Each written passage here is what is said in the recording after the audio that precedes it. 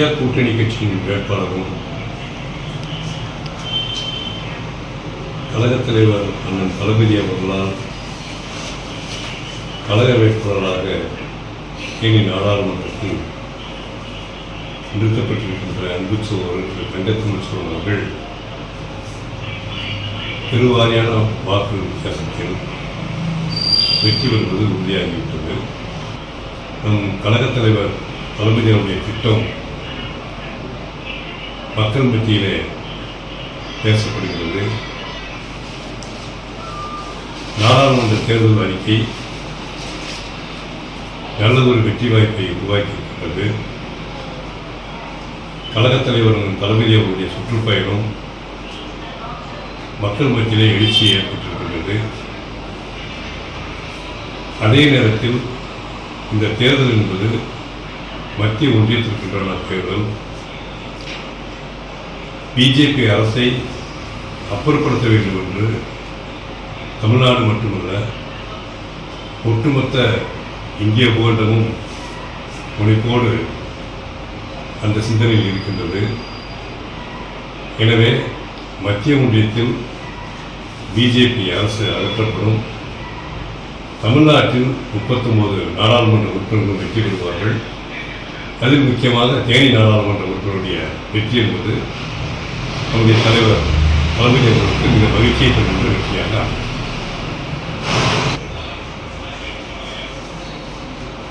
முல்லைப் பெரியார் அணை தான் பென்னிக்குக் அவர்கள் தியாக உணர்வோடு தென் மாவட்ட மக்கள் விவசாயம் செய்வதற்கும் குடியிருப்பு பிரச்சனை தீர்ப்பதற்கும் அந்த அணை கட்டப்பட்டது. பின்பு உச்சநீதிமன்றம் 152 அடி தண்ணீர் நிறுத்துவதற்குண்டான அணை வலிமை பெற்றிருக்கின்றது என்று தீர்ப்பளித்திருக்கின்றது. ஆனால் தேவி அணை வலிமைப்படுத்திய பிறகுதான் 152 அடி தண்ணீர் தேக்க வேண்டும் என்று சொல்லுகிறது. இந்த நிலையில் தேவி அணைக்கு பக்கத்தில் உள்ள மத்திய அரசு வனத்துறைக்கு சொந்தமான இடத்தில் மரங்கள் இருக்கிறது. அந்த மரங்கள் வெட்டுவதற்கு அனுமதியை மறுக்கின்றது.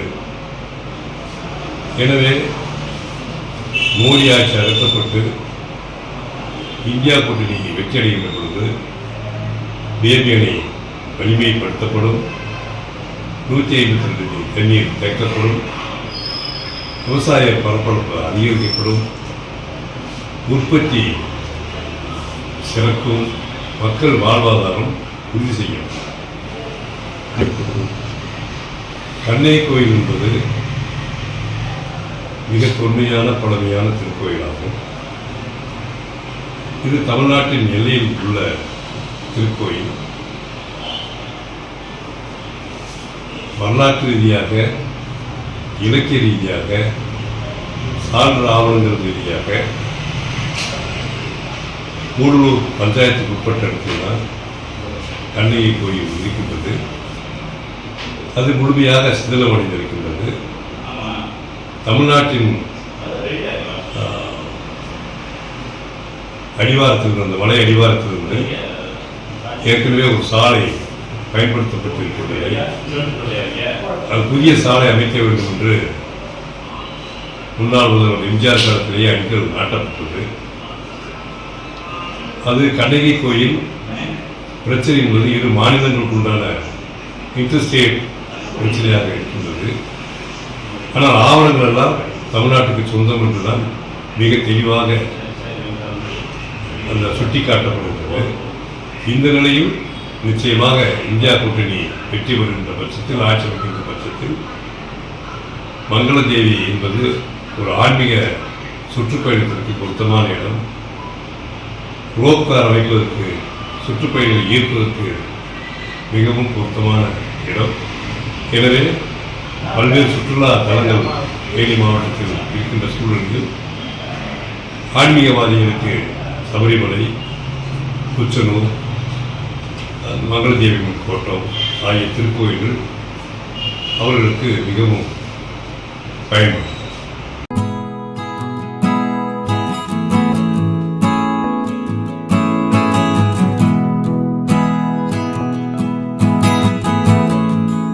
நடைபெறுகின்ற நாடாளுமன்ற தேர்தலில் நம்முடைய இதய தெய்வம் புரட்சித் தலைவர் எம்ஜிஆருடைய நல்லாசியோடும், நம்முடைய தங்கத் தலைவி இதய தெய்வம் புரட்சித் தலைவி அம்மாவுடைய நல்லாசியோடும், தமிழகத்தின் முன்னாள் முதலமைச்சர், தமிழக சட்டமன்ற எதிர்க்கட்சி தலைவர், அனைத்து இந்திய அண்ணா திராவிட முன்னேற்ற கழகத்தின் பொதுச் செயலாளர், நாளைய முதல்வர், மாண்புமிகு புரட்சி தமிழர் அருமையண்ணன் எடப்பாடியாருடைய நல் ஆசியோடு தேனி நாடாளுமன்றத்திலே வெற்றி வேட்பாளராக வி.டி. நாராயணசாமி அவர்கள் களம் காண்கிறார்கள். அவருடைய வெற்றி என்பது உறுதி செய்யப்பட்ட வெற்றி என்பதை அதிகமான வாக்குகள் வித்தியாசத்தில் நிச்சயமான உறுதியான வெற்றி பெறுவார் என்பதையும் இந்த நேரத்திலே நாங்கள் பெருமையோடு மகிழ்ச்சியோடு தெரிவித்துக் கொள்கிறோம். பல்வேறு திட்டங்களை நிறைவேற்ற வேண்டும் என்ற கடமை நாடாளுமன்ற உறுப்பினர்களுக்கு இருக்கிறது. அந்த வகையிலே பல்வேறு உறுதிமொழிகளை செய்திருக்கிறார்கள்.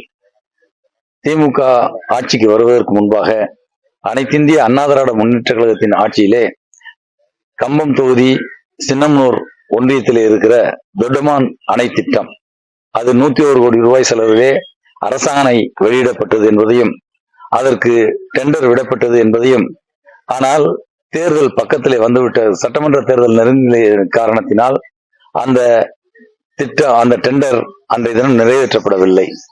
ஆனால் அதற்கு பின்னால் 3 ஆண்டுகளுக்கு மேலாக ஆகிவிட்டது. திமுக ஆட்சியிலே அந்த திட்டத்தை நிறைவேற்ற வேண்டும் என்று எல்லளவும் அவர்கள் சிந்திக்கவில்லை.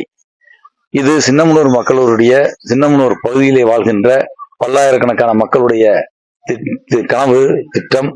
1952 இருந்து வலியுறுத்தப்படுகின்ற திட்டம். கிட்டத்தட்ட 52 கண்மாய்கள் நிரம்பினால் அங்கே இருக்கிற ஒரு 15,000-20,000 ஏக்கர் நிலங்கள் பாசன வசதி பெறும் என்பதையும் இந்த நேரத்திலே நான் தெரிவித்துக் கொள்கிறேன்.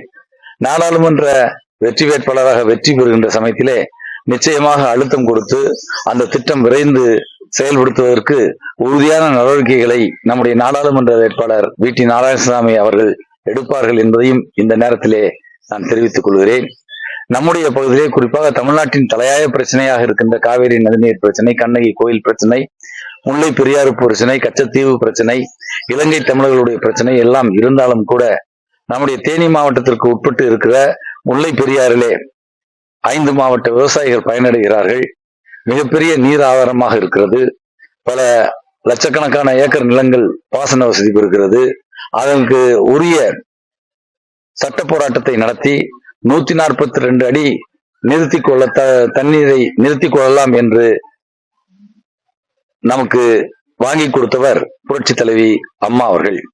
சில சமயங்களிலே அந்த முல்லை பெரியாருக்கு புதிய அணை கட்டுவோம் என்று கேரள அரசு அவ்வப்போது சொல்லிக் கொண்டிருக்கிறது. மாண்புமிகு எடப்பாடியார், மாண்புமிகு அம்மா அவர்கள் எல்லாம் பெரிய பலத்த எதிர்ப்பை அந்த அவருடைய சொல்வதற்கு எதிர்ப்பு தெரிவித்தார்கள். ஆனால் திமுக முதலமைச்சராக இருக்கிற ஸ்டாலினும் சரி, பொதுப்பணித்துறை அமைச்சராக இருக்கிற துரைமுருகனும் சரி வாய்மூடி மௌனியாக இருந்து கொண்டிருக்கிறார்கள். கேரள அரசாங்கம் எந்த நடவடிக்கை எடுத்தாலும் சட்ட போராட்டம் நடத்தி அனைத்து இந்திய அண்ணா திராவிட முன்னேற்ற கழகம் முல்லை பெரியாறு பிரச்சனையிலே ஒரு நல்ல தீர்வை காண வேண்டும். நம்முடைய எண்ணமெல்லாம், நம்முடைய நோக்கமெல்லாம் 152 அடி நீரை தேக்க வேண்டும் என்று, அதையும் அனைத்து இந்திய அண்ணா திராவிட முன்னேற்ற கழகம் நிறைவேற்றி தரும் என்பதை தெரிவித்துக் கொள்கிறேன். கண்ணகி கோயில் பிரச்சனை பற்றி உங்களுக்கு எல்லாம் தெரியும். எல்லை பிரச்சனை இருக்கிறது. அது உண்மையிலேயே தமிழ்நாட்டிற்கு சொந்தமானது. ஆனால் கருணாநிதியுடைய ஆட்சியிலே அங்கே அவர்கள் சர்வே செய்கின்ற நேரத்திலே ஒரு தவறான முன்மாதிரியை ஏற்படுத்திய காரணத்தினால் கேரள அரசாங்கம் தங்களுக்குத்தான் சொந்தம் என்று சொல்லிக் கொண்டிருக்கிறது. ஆனால் அங்கே சாமி கும்பிட செல்கின்ற நம்முடைய தமிழ் பக்தர்களுக்கு உரிய நேரத்திலே உரிய பாதுகாப்பை வழங்குவதில்லை. ஒவ்வொரு சமயத்திலும் போராடித்தான் அங்கே சென்று நாம் அங்கே கண்ணகி கோயிலுக்கு சென்று வருகின்ற ஒரு சூழ்நிலையை தமிழர்கள் அனைத்து இந்திய அண்ணா திராவிட முன்னேற்ற கழகத்தின் முக்கிய செயல்பாடுகளின் காரணமாகத்தான் செய்ய முடிகிறது என்பதை தெரிவித்துக் கொள்கிறேன். வைகை அணையிலே நீண்ட வருடங்களாக அங்கே தூர்வாரப்படாமல் இருக்கிறது. அது தூர்வாரப்படக்கூடிய ஒரு நல்ல சூழ்நிலையும் உருவாகும் என்பதையும் இந்த நேரத்திலே நாங்கள் தெரிவித்துக் கொள்கிறோம். அதே மாதிரி தேவாரம் மலைப்பகுதியில இருந்து சாக்குளுத்து மெட்டுப்பாதை, அந்த சாக்குளுத்து மெட்டுப்பாதை சென்றால் கிட்டத்தட்ட 60 கிலோமீட்டர் சுற்றி வருகின்ற ஒரு சூழ்நிலையிலே இங்கே ஏலக்காய் தோட்டம் வைத்திருக்கிற விவசாயிகள் இருக்கிறார்கள். நித்தம் வேலைக்கு சென்று வருகின்ற ஆயிரக்கணக்கான வாகனங்களிலே கிட்டத்தட்ட ஒரு 50,000 60,000 தொழிலாளர்கள் வேலைக்கு சென்று வருகிறார்கள் கேரள மாநிலத்திற்கு ஏலக்காய் தோட்ட விவசாயத்திற்காக. ஆனால் அவர்கள் எல்லாம் கிட்டத்தட்ட 50 கிலோமீட்டர் 60 கிலோமீட்டர் சுற்றி வருகின்ற அந்த சூழ்நிலையை தவிர்க்க வேண்டுமேயானால் சாக்குளுத்து மெட்டுப்பாதை அமைந்துவிட வேண்டும், ராமக்கல் மெட்டுப்பாதை அமைந்திட வேண்டும். இப்படி 2 மெட்டுப்பாதைகளையும் அமைப்பதற்கு உரிய நடவடிக்கைகளை அனைத்திந்திய அண்ணா திராவிட முன்னேற்ற கழகம் ஏற்படுத்தி கொடுக்கும் என்பதையும் இந்த நேரத்திலே நாங்கள் தெரிவித்துக் கொள்கிறோம்.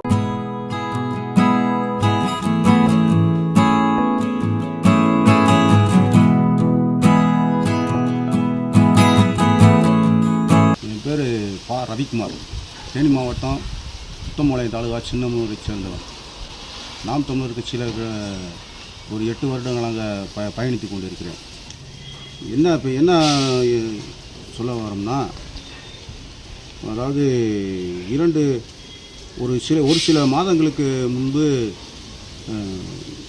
உத்தமபாளையம் ரோட்டில் முல்லை பெரியாற்றிலிருந்து பைப்பு லைனில் தண்ணி கொண்டு வரதா சொல்லி கொண்டு வந்தாங்க விவசாயிகள்.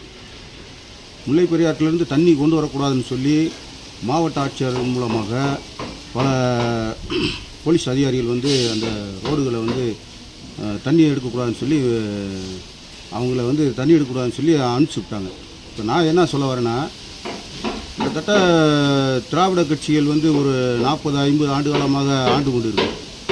நமது கிராம பகுதிகளில் பூசாரணப்பட்டி, வேப்பம்பட்டி இந்த மாதிரி ஊர்களில் இருக்கக்கூடிய கிராமங்களில் கக்கன் கால்வாய்ங்கிற வருது. அந்த கால்வாயில் நீர் தண்ணி வாய்க்காலில் தண்ணி வரல. அந்த தண்ணியை திறந்து விட்டாலே இவங்க தண்ணியை முல்லை பெரியாற்றிலேருந்து தண்ணி எடுக்க மாட்டாங்க. இத்தனை வருட காலமாக செய்யாத திராவிட அரசு இனிமேலும் செய்யுமா அப்படின்றது நாம் தமிழர் கட்சியோடைய கேள்வி. அதே போல் நமது கம்பத்தில் இருக்கக்கூடிய வரலாற்று சிறப்புமிக்க கோயில் கண்ணகி கோயிலான கண்ணகி கோயிலுக்கு நமது சோழ மன்னர்களும் பாண்டிய மன்னர்களும் பணிவிடை செஞ்சுருக்காங்க. அந்த கோயிலுக்கு 1976ஆம் ஆண்டு தமிழகத்தில் அன்றைய முதலமைச்சராக இருந்தவர் நமது மாண்புமிகு ஐயா மு கருணாநிதி அவர்கள் அன்றைய காலகட்டத்தில் கண்ணகி கோயிலுக்கு சாலை அமைக்கணும்னு சொல்லி 6.6 மீட்டர் தூரம் உள்ள சாலை அமைக்கணும்னு சொல்லி நிதி வசூல் பண்ணியிருக்காங்க. ஆனால் இன்னைக்கு வரைக்கும் அந்த நிதி வசூல் பண்ணதில்லை. இன்றைக்கி வரைக்கும் அந்த நிதியே ரோடுக்கு சாலையை அமைக்கப்படவில்லை.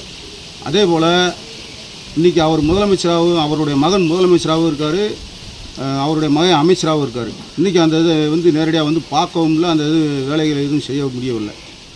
கட்டி தந்தவர் நம்மளுடைய தந்தை பெனின் குக் அவர்கள். இன்றைக்கி 5 மாவட்ட நீருக்கு வழங்கக்கூடியவர் இன்றைக்கி எல்லாருக்கும் தெரியும். ஆனால் அவர் பயன்படுத்திய அந்த ஸ்டீம்பரை இன்னும் பொக்கிஷமாக பாதுகாக்காமல் ஒரு ஓரமாக போட்டு வச்சுருக்காங்க.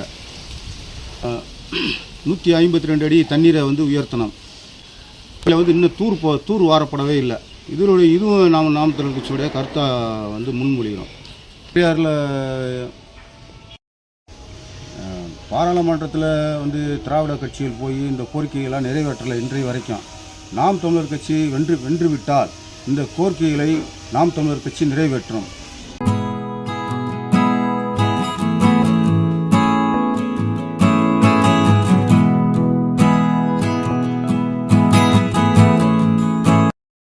தேனி மாவட்டம் கடமலைக்குண்டு மயிலாடும்பாறை தெற்கு ஒன்றிய திமுக செயலாளராக இருக்கும் வழக்கறிஞர் சுப்பிரமணியன்.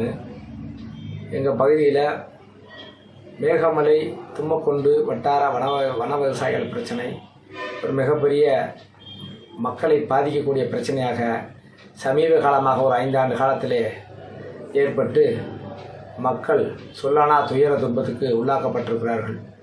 இந்த தும்மக்குண்டு மேகமலை வன வட்டார பகுதி என்பது மேகமலை வருவாய் கிராமம் சர்வே நம்பர் 280 கட்டுப்பட்ட ஒரே சர்வே நம்பரில் கட்டுப்பட்ட 28,000 ஹெக்டேர் அல்லது 55,000 ஏக்கர் சொந்த நிலம் கட்டுப்பட்டதாகும்.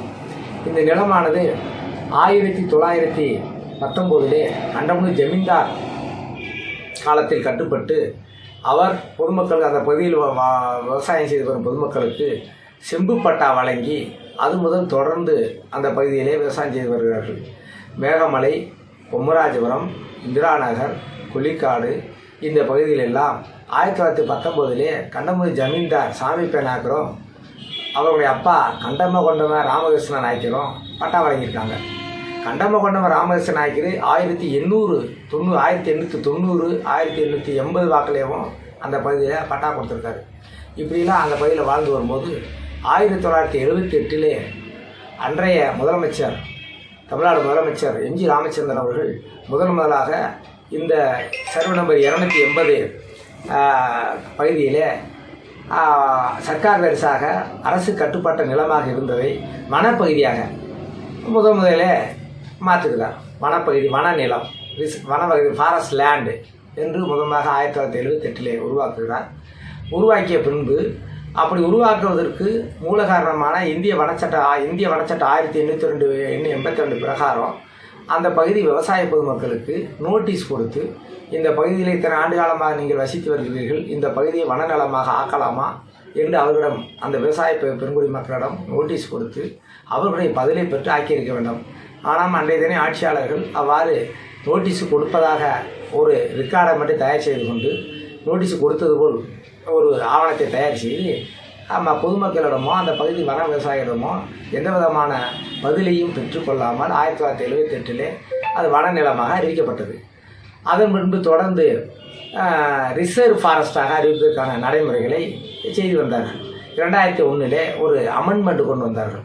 வனப்பகுதியிலே அந்த கூடுதலான விஸ்தீரமான நிலங்களை சேர்த்து ஒரு அமெண்ட்மெண்ட் கொண்டு வந்தார்கள். அதற்கு ஃபாரஸ்ட் செட்டில்மெண்ட் ஆஃபீஸர் உசிலம்பட்டியிலே தனியாக அதிகாரி நியமிக்கப்பட்டு அவர் அந்த 2001 சட்டப்பிரகாரம் எந்தெந்த பகுதியிலே எத்தனை ஏக்கர் என்ன விவசாய சர்வே நிலங்களை கட்டுப்பு எடுக்கப் போகிறது இந்த அரசாங்கம் வனப்பகுதியாக மாற்றப்படுகிறது என்பதற்கு ஒரு அதிகாரி நியமிக்கப்பட்டு அவரும் முறையாக செயல்பட்டார். அவரும் முறையாக பொதுமக்களிடத்தில் அந்த அறிக்கையை கொடுத்து அதை பற்றி செய்யவில்லை. ஆனால் அவர் 800 ஹெக்டேர் வனவட்டார பகுதியில் அடங்காத பகுதியாக ஒரு 800 ஹெக்டேரை அவர் அளந்து ஆவணங்களை அரசுக்கு தாக்கல் செய்தார். அடிஷனல் ஃபாரஸ்ட் பிளான் என்று சொல்லக்கூடிய வனவட்டார பகுதியாக அங்கே ஏற்கப்படாத நிலம். அந்த 800 ஹெக்டேர் இன்று வரை எத்தனை அரசாங்கம் வந்தாலும், மத்தியில் இருக்கிற அரசாங்கம் வந்தாலும் அது வனவட்டார பகுதியாக அங்கீகரிக்கப்படாத நிலமாக இன்று வரை இருந்து வருகிறது. அதே போல் கடந்த 2009 ஆண்டில் ரிசர்வ் ஃபாரஸ்டாக அறிவிக்கப்பட்டது. அப்பொழுது இந்த மேகமலை கிராஸ் 250 1050 ஹெக்டேர் நிலம், 1050 ஹெக்டேர் நிலம் எக்ஸ்க்ளூட் பண்ணாங்க. வனவட்டார பகுதியில் கட்டுப்படாத நிலமாக எக்ஸ்க்ளூட் பண்ணி ஜியோ போடப்பட்டது. அந்த ஜியோவிலேயும் இங்கிருந்து மஞ்சனூத்தி செக் போஸ்ட்லேருந்து வெள்ளிமலை வரைக்கும் பாதை உரிமை, அட்மிட்டட் ரைட்ஸ் வழங்கப்பட்டது. அதே போல் ஒவ்வொரு பகுதிக்கும் இந்திரா நகருக்கும், பொம்மராஜபுரத்துக்கும், இங்கே காமராஜபுரத்துக்கும், வண்டியூர், வீரசனமால்புரம், இப்படி ஒவ்வொரு பகுதிக்கு கிராமத்துக்கும் பாதை உரிமை அளிக்கப்பட்டது. அந்த ஜியோவில் 2009 புறப்பட்ட ஜியோவில் அந்த பாதை உரிமையை இன்று வரை வன அதிகாரிகள் மத்திய அரசாங்கம் சேர்ந்து அந்த சட்டத்தில் இருக்கின்ற பாதை உரிமையை கூட இன்று வரை முழுமையாக பொதுமக்களுக்கு, அந்த பகுதி விவசாயிகளுக்கு வழங்காமல் அவர்களை துன்பப்படுத்தி கொண்டிருக்கிறது. டாக்டர் கலைஞர் அவர்கள் 89 முதலமைச்சராக வந்த பொழுது ஆண்டிவிட்டி சட்டமன்ற உறுப்பினர் மரியாதைக்குரிய ஆசிரியன் அவர்கள் முதலாக அந்த வெள்ளிமலை வரை பஸ் போக்குவரத்துக்கு ஏற்பாடு செய்தார். அதே போல் அரசரடியிலே ரேஷன் கடை, பள்ளி கட்டிடங்கள், அங்கன்வாடி மையம், சத்துணவு மையங்கள், இப்படி அரசு சம்பந்தப்பட்ட அனைத்து பகுதிகளையும் அரசரடி, பொம்மராஜபுரம், இந்திரா நகர், அதே மாதிரி பள்ளிக்கூடங்கள், அரசரடியில் பள்ளிக்கூடம், இந்திரா நகரில் பள்ளிக்கூடம், இப்படி ஆரம்ப பள்ளிக்கூடங்களை அமைத்து அந்த பகுதி மக்களுக்கு, அந்த பகுதி விவசாயிகளுக்கு பல்வேறு சலுகைகளை செய்து கொடுத்தது. ஆனால் அதற்கு பின்பு வந்த அரசாங்கம் சரி, மத்தியில் இருக்கின்ற மோடி அரசாங்கம் 2014 ஆட்சி பொறுப்பேற்ற பின்பு பல்வேறு விதமான தொல்லைகளை, துயரங்களை இந்த பகுதி விவசாய பெருமக்களுக்கு கொடுக்கப்பட்டது. குறிப்பாக அவர்களாகவே தன்னார்வ தொண்டு நிறுவனத்திடம் பேசி நீதிமன்றத்தில் வழக்கு தொடுத்தார்கள், மதுரை உயர்நீதிமன்ற கிளையிலே. அந்த வழக்கிலே கூட விவசாய பெருங்குடி மக்கள் அந்த பகுதியில் வாழ்கின்ற பெரும்பான்மையாக வாழ்கின்ற தும்மக்குண்டு, மேகமலை 2 பஞ்சாயத்துக்கள்.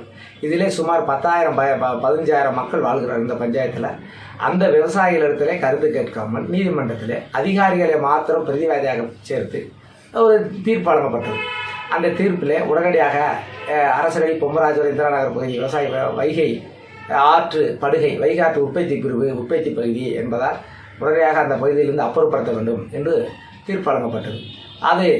அதன் முன்பு 2019 2021 மத்தியிலே ஆளுகின்ற பிஜேபி மோடி அரசாங்கம் இந்த பகுதி மக்கள் எந்த விதமான கருத்தும் கேட்காமல் ஒயில்ட் லைஃபாக அறிவித்தார்கள். அதன் முன்பு 2021 புலிகள் வனச்சரணாலயமாக அறிவித்தார்கள். இப்படி புலிகள் வனச்சரணாலயம் அறிவிக்கும் போதும் ஒயில்ட் லைஃபாக அறிவிக்கும் போதும் இந்திய வன சட்ட பிரகாரம் அதனுடைய விதிகள் அதை எதையும் முழுமையாக கடைபிடிக்காமல் பெயரளவிலே கடைபிடித்து விட்டு அதை அறிவித்தார்கள். எங்கள் பகுதியுடைய மக்களுடைய குற்றச்சாட்டு என்னவென்றால், நீதிமன்றத்திலே வழக்கு நடைபெறும் பொழுது அந்த பகுதி மக்களுடைய நலனை கருத்தில் கொண்டு தீர்ப்புகள் வழங்கப்பட்டால் அதை அரசாங்கம் நடைமுறைப்படுத்தி அந்த பகுதி மக்களை காக்கலாம். அதை விடுத்து அந்த பகுதி மக்களுக்கு விரோதமாக சட்டம், இயற்கையை பாதுகாப்பு என்ற பெயரிலே ஒரு தீர்ப்பு வழங்கும்போது மக்கள் நலனை பெரிதாக எடுத்து கொள்கின்ற இந்திய அரசியலமைப்பு சட்ட பிரகாரம் இந்திய அரசாங்கம் என்பது, இந்திய அரசியலமைப்பு சட்டம் என்பது மக்கள் நல அரசாக இருக்கிறது. மக்களுக்காக மக்களை எவ்வாறு காக்க வேண்டும், எவ்வாறு மக்களுக்கு நன்மை செய்ய வேண்டும் என்று உருவாக்கப்பட்ட அரசியலமைப்பு சட்டம் தான் இந்திய அரசியலமைப்பு சட்டம். India is welfare state. Welfare state என்பது மக்கள் நல அரசு. மக்கள் நல அரசாக இந்திய அரசாங்கம் அமைய வேண்டும். அந்த அடிப்படையில் மக்களை காப்பதற்கான முயற்சிகளை மத்திய அரசு எந்த விதமான நடவடிக்கை எடுக்கவில்லை. இதற்கு முன்பு இருந்த 2021 முன்பு நடைபெற்ற 10 ஆண்டு கால அதிமுக ஆட்சியிலுமே இந்த மேகமலை, தும்மக்கோடு வனவட்டார பகுதி விவசாயிகளுக்கு நீதிமன்றத்தை வழக்கு நடைபெற்று வரும்போதும் கூட இந்த பகுதி மக்களுக்கு என்னென்ன குறைகள் இருக்குது என்பதை அரசாங்கம் முறையாக நீதிமன்றத்தில் சமர்ப்பிக்க தவறிவிட்டது. அதன் காரணமாக நீதிமன்றமானது சமீபத்தில் ஒரு தீர்ப்பு வழங்கியது. அதில் இந்திய வன அதிகாரிகள் தனியாக சிறப்பு பாதுகாப்பு படை அமைத்து 2-3 மாத காலத்துக்குள்ளே மேகமலை, தும்மக்கோடு வட்டார வனப்பகுதி விவசாயிகளை அப்புறப்படுத்த வேண்டும் என்று தீர்ப்பு வழங்கப்பட்டது. அந்த தீர்ப்பை எதிர்த்து நாங்கள் விவசாயிகள் பல்வேறு போராட்டங்களை நடத்தி இந்திய அரசாங்கத்திற்கும் தமிழக அரசாங்கம் கோரிக்கை வைத்தோம். ஆனால் இரண்டிலுமே இந்த தீர்ப்பை எதிர்த்து 2 அரசாங்கமே மக்கள் நலை காக்க எந்த விதமான நடவடிக்கை எடுக்கவில்லை. உதாரணத்துக்கு முல்லை பெரியாறு அணையிலே அரசாங்கம் ஒரு நீதிமன்ற தீர்ப்பு வழங்கும் போது அதை எதிர்த்து அரசாங்கமே அப்பீல் செய்து மக்கள் நலை காக்க போராடுகிறது. அதே போல் காவிரி பிரச்சனையிலே ஒரு அரசாங்கம் தீர்ப்பு வழங்கும்போது மக்கள் நலை காப்பதற்காக அரசாங்கமே மேல்முறையீடு செய்து அதை மக்களை பாதுகாக்கிறது. அதே போல் இந்த தீர்ப்பிலுமே அரசாங்கமே முன்னின்று மேல்முறையீடு செய்து மக்கள் நலை காக்க இந்த பகுதி மக்கள் கோரிக்கை வைத்தார்கள். அதை அதிமுக அரசாங்கம் எவ்வித நடவடிக்கை எடுக்கவில்லை. அதன் முன்பு மாண்புமிகு தலைவர் தளபதி மு.க. ஸ்டாலின் அவர்கள் முதலமைச்சராக வந்த முன்பு எங்களுடைய சட்டமன்ற உறுப்பினர், மாவட்ட கலைச்சர் அவர்களும் அழைத்து அந்த நீதிமன்ற தீர்ப்பின் பாதகமான அம்சங்கள் குறித்து தமிழ்நாடு அரசினுடைய தலைமை வழக்கறிஞரை அழைத்து ஆலோசனை செய்து அரசாங்கம் இந்த மக்களை காப்பதற்கு என்ன வழிவகை செய்ய வேண்டுமோ அதை நீதிமன்றத்தின் மூலமே வழக்கு தாக்கல் செய்வதற்கு ஒரு ஏற்பாடுகளை செய்து அந்த நீதிமன்ற வழக்கு இப்பொழுது நடந்து வருகிறது. சட்டப்பிரகாரம் இந்த மக்களை காப்பதற்கு என்ன செய்ய வேண்டுமோ அது இந்த அரசாங்கம் மக்களை காப்பாற்றி வருகிறது. எங்களுடைய வேண்டுகோள் எல்லாம், வனப்பகுதி என்பது மத்திய அரசாங்கத்தினுடைய 90% கட்டுப்பாட்டில் இருக்கிறது. மாநில அரசாங்கம் 10% தான். இந்த மத்திய அரசாங்கமானது இந்த வனப்பகுதி மக்களை காக்கின்ற வகையில் வனமும் காக்கப்பட வேண்டும், இந்த மக்களையும் காக்க வேண்டும். அதுக்கு என்ன வழி என்று ஒரு ஆராய்ச்சி, ஒரு கமிட்டி அமைக்க வேண்டும். கமிட்டி அமைத்து பொதுமக்கள், இந்த பகுதி விவசாயிகள், இயற்கை ஆர்வலர்கள், வன அதிகாரிகள் இவர்கள் கொண்ட கமிட்டி அமைத்து இந்த மேகமலை, தும்மக்கோடு வட்டார வன விவசாயிகள் 100 ஆண்டுகளுக்கு மேலாக வாழ்ந்து வருகிறார்கள், விவசாயம் செய்து வருகிறார்கள், செம்பு பட்டா வழங்கப்பட்டுள்ளது. இவர்களுக்கு எந்த வகையிலே இவர்களை காக்க உதவ வேண்டும், அதே போல் இயற்கையும் பாதுகாக்க வேண்டும். அதில் ஒரு மாற்று கருத்து இல்லை. எங்களுடைய அரசாங்கம் மாண்பு தமிழக தளபதி அவர்கள் வனப்பகுதியை 21% 33% அதிகரிக்க 35% அதிகரிக்க வேண்டும் என்று சொல்லியிருக்கிறார். ஆனால் அந்த வனப்பகுதி அதிகரிக்க வேண்டும் என்பது எவ்வாறு உடன்பாடோ அதே போல மக்களோட நலனை காக்க வேண்டும் என்பதும் எங்களுக்கு மிக முக்கியமான ஒரு கோரிக்கையாக இருக்கிறது, எங்களுடைய கோரிக்கையாக இருக்கிறது.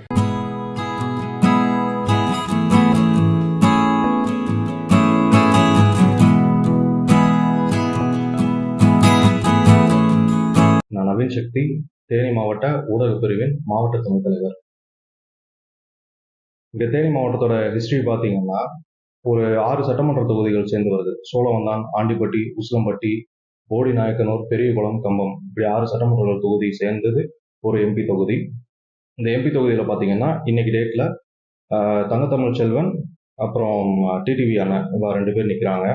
இந்த 2 பேர்த்துல இவங்க யாருக்கு ஓட்டு அதிகமாக விழுகும், யார் வந்து வின் பண்ணுறதுக்கான சான்சஸ் அதிகமாக இருக்குது அப்படின்னு பார்த்தீங்கன்னா, டிடிவி அண்ணனுக்கு வந்து 100% அவர் ஜெயிக்கிறதுக்கான ஒர்க்கு இங்கே நாங்கள் பார்த்துட்டு இருக்கோம். ப்ளஸ் அவருக்கு ஓட்டு விழுகிறதுக்கு அதிகமாக வாய்ப்பு இருக்குது. ஏன் அப்படின்னா இப்போ தங்கத்தமிழ் இப்போ டிடிவி அண்ணன் ஜெயிக்கிறதுக்கு பிஜேபிக்காரங்க நாங்கள் எங்கள் கூட்டணி கட்சிகள் எல்லாமே சேர்ந்து வேலை பார்த்துட்டு இருக்கோம். அமமுக ரொம்ப ஃபுல் ஃப்ளெஜ்டாக வேலை பார்த்துட்டு இருக்காங்க. அவர் ஜெயிக்கிறதுக்கு என்னென்ன பண்ணணுமோ எல்லாத்தையுமே நாங்கள் பண்ணிக்கிட்டு இருக்கோம். ப்ளஸ் டிடிவி ஜெயிச்சு வந்தாருன்னா நிறைய விஷயங்கள் ஆல்ரெடி பண்ணியிருக்காரு, இனிமேலும் பண்ணுவார். பட் தங்கத்தமிழ் செல்வன் வந்து ஜெயிக்கிறதுக்கான வாய்ப்பு ஏன் கம்மியாக இருக்குது அப்படின்னா, இது நாங்கள் எந்த வேலையும் பண்ண தேவையில்ல, திமுக காரங்களே வந்து எல்லா வேலையும் பண்ணிட்டு இருக்காங்க. அவங்க தோக்குறதுக்கான வேலை எல்லாமே பண்ணிட்டு இருக்காங்க. உள்கட்சி பிரச்சனை நிறைய போயிட்டு இருக்கு. அவர் ஜெயிக்க கூடாது, ஜெயிச்சுட்டா ஒருங்கிணைந்த மாவட்டம் ஆயிடும், ஒரே மாவட்ட தலைவர் ஆயிடுவாரு அப்படின்னு நிறைய உள்கட்சி பிரச்சனைகள் போயிட்டு இருக்கு. ப்ளஸ் நாங்கள் ஜெயிச்சு வந்தா நாங்கள் என்னென்ன பண்ணுவோம் அப்படின்றதுக்கான ஒரு சின்ன விஷயம் என்னன்னா, ஸோ நாங்கள் ஜெயிச்சு வந்தோம் அப்படின்னா பேபி டேமை பலப்படுத்தி 152 அடி தண்ணீர் வந்து சேமிச்சு தமிழக மக்களுக்கு உதவியா இருப்போம் அப்படின்றத வந்து நாங்கள் உறுதியளிக்கிறோம். இது வந்து இந்த முல்லை பெரியார் அணை வந்து இன்னைக்கு ஆரம்பிச்ச பிரச்சனை கிடையாது, காலகாலமா பிரச்சனை போய்கிட்டே இருக்கு. அதுக்கு ஒரு சொல்யூஷன் நாங்க இந்த எலெக்ஷன்ல நாங்க தருவோன்றதை நாங்க உறுதி சொல்லிக்கிறோம். 2வது சுருளி அருவி எங்களோட டூரிஸ்ட் பிளேஸ், அது எங்களுக்கு கிடைச்ச ஒரு பெரிய பொக்கிஷம் எங்களுக்கு அந்த ஃபால்ஸ்ன்றது. அந்த ஃபால்ஸுக்கு என் கோயில், நான் என்னோட ஃபால்ஸ், என்னோட ஊர்ல இருக்க ஒரு ஃபால்ஸ், நான் என் சாமியை போய் கும்பிடணும்னா கூட கவர்மெண்ட்டுக்கு நான் என்ட்ரி ஃபீஸ் கொடுக்க வேண்டியது இருக்கு. அந்த என்ட்ரி ஃபீஸை தடை பண்ணி அடிப்படை வசதி, இப்போ அடிப்படை வசதி கூட இல்லாம, ஒரு சின்ன சின்ன டாய்லெட்ஸ் அங்கங்க இல்லாம, ஒரு பராமரிப்பு இல்லாம, அடிப்படை வசதிகள் கூட எதுவுமே இல்லாம இப்ப வந்து ரொம்ப என்ட்ரி ஃபீஸ் வாங்குறாங்க. பட் எந்த வேலையுமே செய்யல. நாங்க அதெல்லாமே சரி செஞ்சு என்ட்ரி ஃபீஸை தடை செஞ்சு எங்க சாமியை நாங்க கொண்டு கும்பிடுறதுக்கு வந்து அதுக்கு ஒரு வழி செய்வோன்றதை நான் உறுதியளிக்கிறேன். பிளஸ் இங்க இருந்து நம்ம வெளிநாடுகள்ல, வெளி மாநிலங்கள்ல இருக்கட்டும், வெளி ஊர்கள்ல இருக்கட்டும், அங்க இருந்து இங்க சபரிமலை பக்தர்கள் வந்து நடைபாதை வருவாங்க. வர்றவங்க எல்லாமே வந்து சுருளி அருவியில ஒரு நாள் குளிச்சுட்டு தங்கி இருந்து சாமியை தரிசிச்சுட்டு அதுக்கப்புறம் தான் வந்து சபரிமலைக்கே போவாங்க. பட் இப்போ இந்த ஃபெசிலிட்டிஸ் எதுவுமே இல்லாததுனால அவங்க டைரக்டா வந்து கிளம்புறாங்க. அந்த ரோட் ஃபெசிலிட்டி கிடையாது, எதுவுமே கிடையாது, பேசிக்கான நீடு எதுவுமே கிடையாது. அந்த மாதிரி இருக்கிறதுனால நாங்க வந்து அதுக்கான தேவைகள் எல்லாத்தையுமே வந்து நாங்கள் பூர்த்தி செய்வோன்றதை வந்து உறுதியளிக்கிறோம். 3வது விஷயம், கண்ணகி கோயில். கண்ணகி கோயில் வந்து கரெக்டா தமிழ்நாடு கேரளா பார்டர்ல இருக்கு. தமிழ்நாடு கேரளா பார்டர்ல இருக்கிறதுனால இதை வந்து கேரளாவும் பயங்கரமா சொந்தம் கொண்டாடிட்டு இருக்காங்க. தமிழ்நாடு விட்டு கொடுக்குற ஸ்டேஜுக்கு வந்துட்டாங்க. ஏன் அப்படின்னா, நம்ம தமிழக அரசை பத்தி உங்களுக்கு தெரியும், திராவிட கட்சி. பிளஸ் அவங்களுக்கு வந்து சாமி மேல நம்பிக்கை இல்லை, கடவுள் ஹிஸ்டரி அவங்களுக்கு எது மேலேயும் நம்பிக்கை கிடையாது. அந்த மாதிரி இருக்கிறப்ப கோயில் தானே போனா போகணும்னு நினைக்கிறாங்க. பட் கண்ணகி கோயில்ன்றது நம்மளோட வரலாறு, நம்மளோட பூர்வீகம், நம்மளோட சொந்தம். அந்த விஷயம்ன்றது நம்மளோட சொந்தம். அந்த விஷயத்த வந்து நாங்க மீட்டெடுக்கிறதுக்கு இங்க இருந்து 6 கிலோமீட்டர் வந்து நாங்க வந்து இங்க இருந்து, எங்களுக்கு அந்த ரோட் ஃபெசிலிட்டி எதுவுமே கிடையாது. இருந்தாலும் வருஷத்துக்கு ஒரு தடவை மட்டும் நாங்க அங்க போயிட்டு வருவோம். இப்போ எங்களுக்கு வாய்ப்பு அளிச்சிங்க அப்படின்னா அந்த 6.5 கிலோமீட்டருமே ரோடு போடுறதுக்கான வேலையை நாங்க பார்ப்போம். பிளஸ் அங்க இருக்க தேவைகளான அடிப்படை வசதிகள் எல்லாமே நாங்க வச்சு அடிக்கடி டெய்லி சாமியை பார்க்கணும், கண்ணகி சாமியை பார்க்கணும் அப்படின்னா டெய்லி போயிட்டு வர்றதுக்கான ஃபெசிலிட்டியை நாங்க உருவாக்கி கொடுப்போம். வருஷத்துக்கு ஒரு தான் போகணும்னு கிடையாது. ரோட் ஃபெசிலிட்டி இது எல்லாத்துமே நாங்கள் கொடுத்து ப்ராப்பராக கொடுத்து அந்த மலைகளை தாண்டி போயிட்டு வர்றதுக்கான எல்லா ஃபெசிலிட்டிஸுமே நாங்கள் அமைச்சு கொடுப்போம்ன்றது உறுதியளிக்கிறோம். பிரதமர் மோடி ஐயாவோட நல்ல ஆசீர்வாதத்தோட டிடிவி அண்ணன் கண்டிப்பா இங்க ஜெயிப்பாரு. ஜெயிக்கிறதுக்கான ஃபுல் ஃப்ளெஜ்டான ஒர்க் நாங்க எல்லாமே பார்த்துட்டு இருக்கோம். இனியும் அவர் ஜெயிச்சாலும் மக்களுக்கான பணியை நாங்க எல்லாமே சேர்ந்து பார்ப்போம்ன்றத உறுதியளிக்கிறேன். தயவு செஞ்சு எல்லாரும் குக்கர் சின்னத்துக்கு வாக்களிங்க.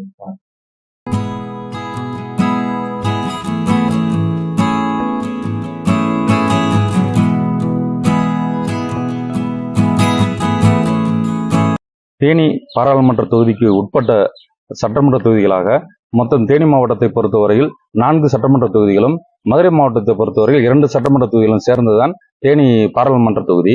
இந்த தேனி பாராளுமன்ற தொகுதியில் திமுக, அதிமுக, அமமுக, நாம் தமிழர் உட்பட 25 வேட்பாளர்கள் வந்து இந்த தேர்தலில் வந்து களம் காண்கிறார்கள்.